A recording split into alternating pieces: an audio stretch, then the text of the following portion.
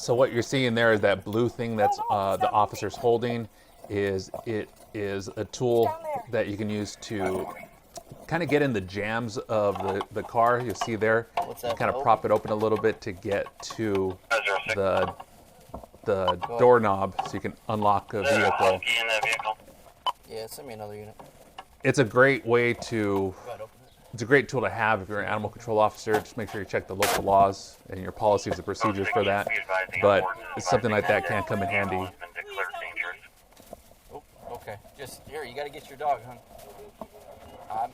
That animal's dangerous, kid. I'm not sure it's alive still. So you can tell dispatch, hey, I don't think the dog's alive anymore. On our way here. So they already called animal control, in this case called animal warden in this area. He's got to be. I can't imagine. If it's been in there all night, it's in the floorboard on this side. It's behind the driver's seat. He's dead, I want her arrested. No, I wasn't my fault. Right.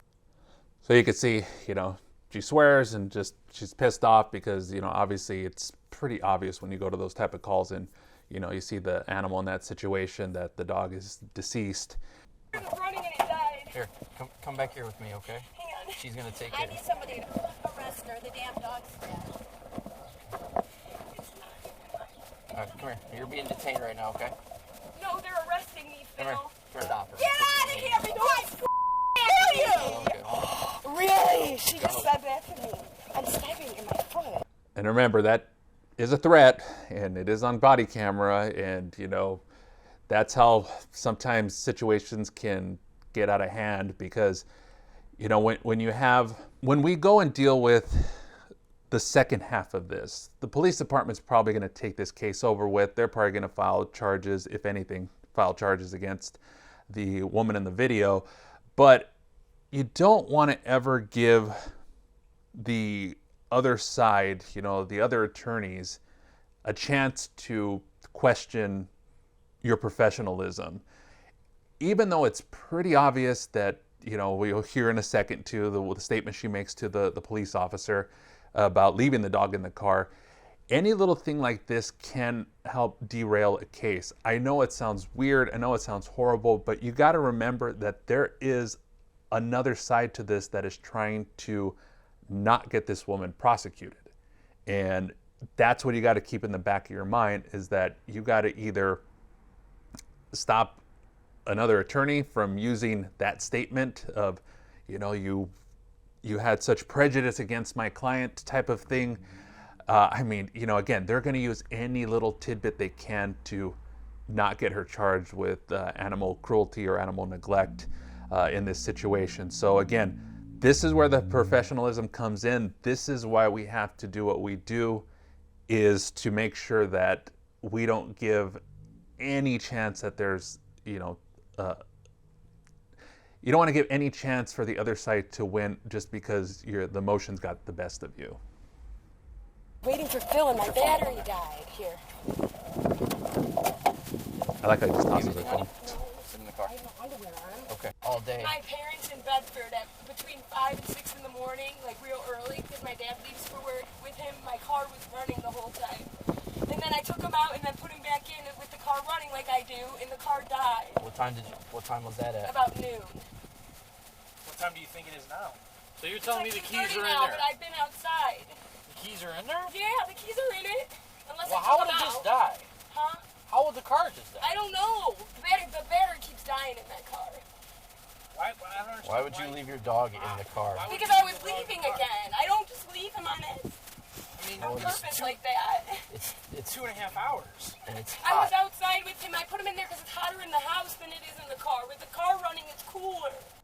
Well, yeah, with the car running, it is cooler, but if the car shuts off, it doesn't really do that good of a job of keeping it cool. That's true. But it's really hot in there. Yes, take her to jail. I get it. Okay. So obviously at the end you could see the animal control officer. She's breaking. It's a lot to see. I've had a case like that personally too, where it was out of our jurisdiction. I had a woman come in, and I don't know why she was asking for the licensing information for her dog, because the other agency needed it, allegedly. But again, I just don't think the woman really comprehended what had happened. She took her golden retriever puppy to the mall. It was about 103 degrees because the area she was in was more desert area. It was an old service area I used to do, so I was well aware of how hot it can get out there. She comes in asking for the licensing paperwork for her dog and the rabies shots, and I started asking her what she needs it for, and she's saying, "Oh, I don't know, something about animal control. They're really upset with me about my dog, and they took my dog." So I asked her a little bit more in detail, so what had happened, and she said that, she took the dog to the mall, and it was really hot, so she made sure to blast the cold air, shut it off, and slam the door shut to, quote, lock in the cold. I just still don't get how in the world anybody has ever exited a vehicle and came back in even like 20 minutes in the heat and thought that made any sense. But that is actually what the person told me. And that's the end of the story I got from her. I ended up speaking with the animal control agency just to let them know, hey, this is what we got. Here's the info I got from her.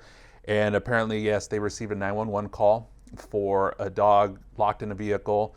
Police department, animal control got there. Unfortunately, the dog was already convulsing from the heat, and they broke the dog out of the car, took it to the vet, and unfortunately, from what the officer told me, that the dog's brain was already fried from the heat, and they humanely had to put the animal down. And of course, they were going to go after her for animal cruelty charges, neglect, and try to get her. I don't know what ended up happening with that case, and it's just one of those scenarios that, again, that you get baffled by the stuff you see when doing this job.